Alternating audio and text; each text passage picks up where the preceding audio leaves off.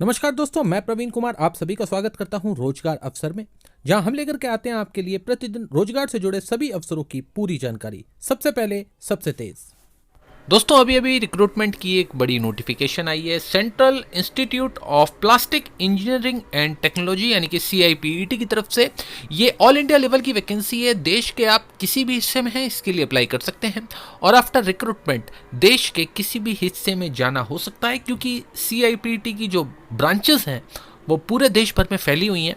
तो ये कलेक्टिवली पूरी सभी ब्रांचेस के लिए रिक्रूटमेंट की नोटिफिकेशन जारी की गई है। तो आइए नोटिफिकेशन की डिटेल्स को एक बार देख लेते हैं। दोस्तों सबसे पहले बता देना चाहूँगा कि अगर आप ऑफिशियल नोटिफिकेशन को डाउनलोड करना चाहते हैं तो उसका लिंक हमने डिस्क्रिप्शन बॉक्स में सबसे ऊपर दे दिया है, जहाँ पर जाकर के आप एक बार ऑफिशियल नोटिफिकेशन को ज़रूर ध्यान से पढ़ लें।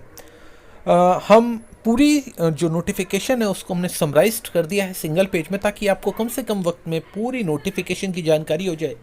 तो अगर ऑर्गेनाइजेशन की बात करें तो जैसे कि मैंने आपको बताया, central institute of plastic engineering and technology की तरफ से रिक्रूटमेंट की नोटिफिकेशन जारी की गई है।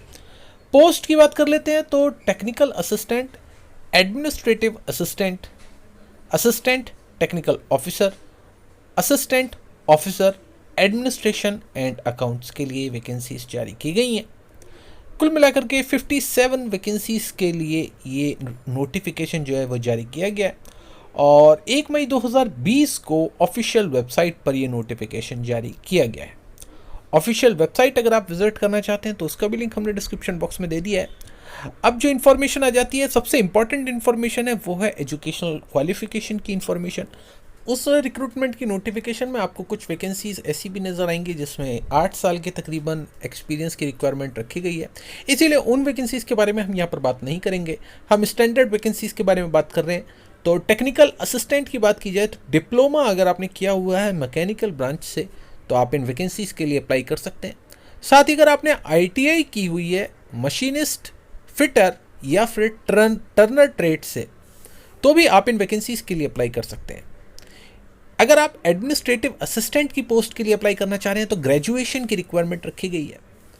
असिस्टेंट ऑफिसर की पोस्ट के लिए अगर आप आवेदन करना चाहते हैं तो अगर आपने ग्रेजुएशन के साथ MBA किया हुआ है या फिर पोस्ट ग्रेजुएशन अगर आपने की हुई है पब्लिक एडमिनिस्ट्रेशन से, या फिर अगर आपके पास PGDM की डिग्री है यानी कि post graduate diploma in management तो भी आप अप्लाई कर सकते हैं। या फिर इसके अलावा अगर आपने BCom की हुई है और साथ में MBA किया हुआ है फिनेंस से तो भी आप अप्लाई कर सकते हैं। और MCom के कैंडिडेट्स भी असिस्टेंट ऑफिसर की पोस्ट के लिए अप्लाई कर सकते हैं। इसके अलावा असिस्टेंट टेक्निकल ऑफिसर की बात की जाए तो BE BTech candidates mechanical, chemical और पॉलीमर ट्रेड से इन वैकेंसीज़ के लिए अप्लाई कर सकते हैं। अगर आपने MSc की हुई है पॉलीमर साइंस से तो भी आप इन वैकेंसीज़ के लिए अप्लाई कर सकते हैं। नेक्स्ट सेक्शन पर चलते हैं दोस्तों, वो है सैलरी का सेक्शन। काफ़ी इंटरेस्टिंग रहने वाला है ये सेक्शन, क्योंकि जो सैलरी ऑफर की जा रही है वो काफ़ी अच्छी की जा रही है। अगर आप टेक्निकल असिस्टेंट की बात करें तो 21,700 का इनिशियल पे स्लैब दिया जा रहा है, जो कि CPC 7 लेवल 3 का पे स्केल है। अलाउंसेस अलग से होंगे जो कि स्टैंडर्ड HRA TDA वगैरह होते हैं, वो सब इसमें और एड ऑन करने के बाद जो फिगर आपको सैलरी के रूप में मिलने वाली है वो इस फिगर से काफ़ी ज़्यादा होगी जो इस वक्त आप अपनी स्क्रीन पर देख रहे हैं। एडमिनिस्ट्रेटिव असिस्टेंट की पोस्ट के लिए भी 21,700 CPC 7 लेवल 3 की सैलरी रखी गई है। असिस्टेंट ऑफिसर के लिए 44,900 CPC 7 लेवल 7 की सैलरी है यहाँ पर, और यही सैलरी असिस्टेंट टेक्निकल ऑफिसर के लिए भी रखी गई है। मैक्सिमम 32 साल यहाँ पर एज लिमिट रखी गई है, 32 ईयर्स।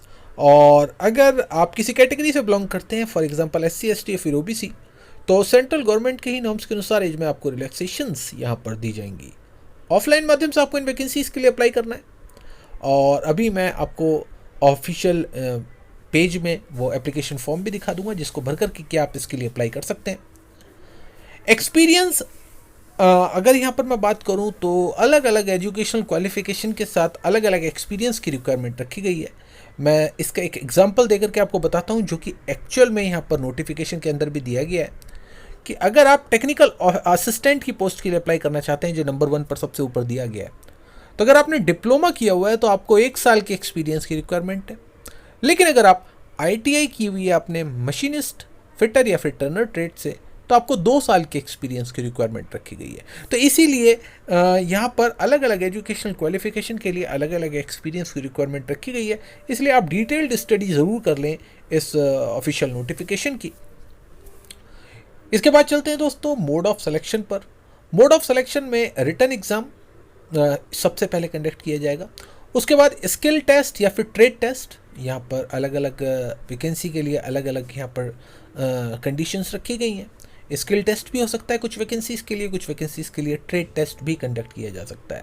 इसके अलावा लास्ट में इंटरव्यू कंडक्ट किया जाएगा। ऑल इंडिया जैसे कि मैंने आपको बताया, इसमें जॉब लोकेशन रहने वाली है। जॉब नेचर यहाँ पर परमानेंट है, हालांकि शुरुआत में कुछ पीरियड तक ये प्रोबेशन पीरियड पर रहेगी जॉब, उसके बाद ये परमानेंट हो जाती है। और इसमें अदर स्टेट्स का तो कोई क्वेश्चन ही नहीं है, क्योंकि ये ऑल इंडिया लेवल की वैकेंसी है, इसीलिए देश के आप किसी भी राज्य में रहते हैं, आप सभी राज्यों से अपनी ही कैटेगरी में रह करके इन वैकेंसीज़ के लिए अप्लाई कर सकते हैं।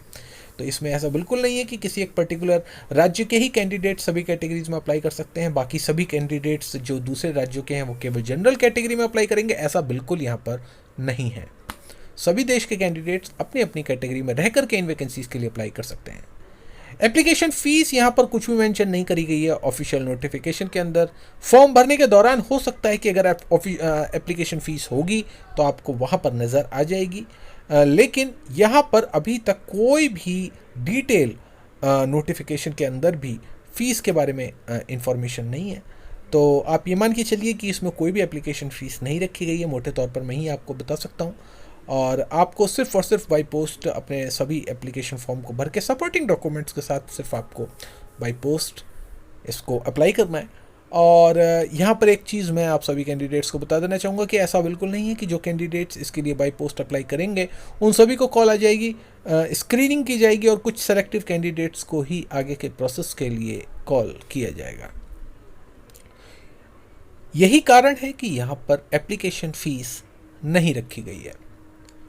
इम्पॉर्टेंट लिंक्स की बात कर लेते हैं, तो मैंने एडवर्टाइजमेंट का पूरा जो फर्स्ट पेज है जिसमें कि वैकेंसीज़, नंबर ऑफ वैकेंसीज़, पे स्केल, सिर्फ इतनी इंट्रोडक्टरी इन्फॉर्मेशन आपको एडवर्टाइजमेंट पे मिलेगी।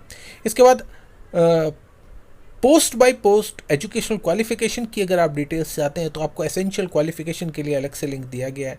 रूल एंड रेगुलेशंस के लिए अलग से नोटिफिकेशन है, तो 3 नोटिफिकेशन हो गई।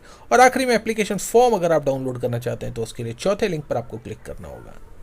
लास्ट डेट है इसके लिए 29 मई 2020 तक आपकी एप्लीकेशन बाय पोस्ट पहुंच जानी चाहिए। जॉब रेटिंग की बात करें तो दोस्तों 4 आउट ऑफ 5 मैं इसको यहाँ पर रेटिंग दे रहा हूँ, चूँकि यहाँ पर नंबर ऑफ़ वैकेंसीज़ थोड़ी सी और ज़्यादा रखी जा सकती थी। Number of vacancies all India के लिहाज से काफ़ी कम है, इसीलिए इसका एक पॉइंट हमने थोड़ा सा कम कर लिया है। बाकी ऑल इंडिया के कैंडिडेट्स अप्लाई कर सकते हैं और बाकी की सभी कंडीशन, सैलरी के पॉइंट ऑफ व्यू से भी अच्छी एक जॉब है। जॉब सिक्योरिटी के पॉइंट ऑफ व्यू से देखा जाए तो भी ये एक परमानेंट जॉब है, इसीलिए हर महीने में ये एक अच्छी जॉब है, तो आप इसके लिए अप्लाई कर सकते हैं।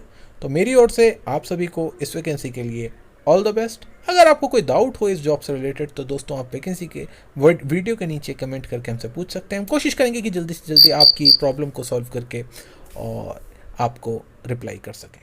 धन्यवाद।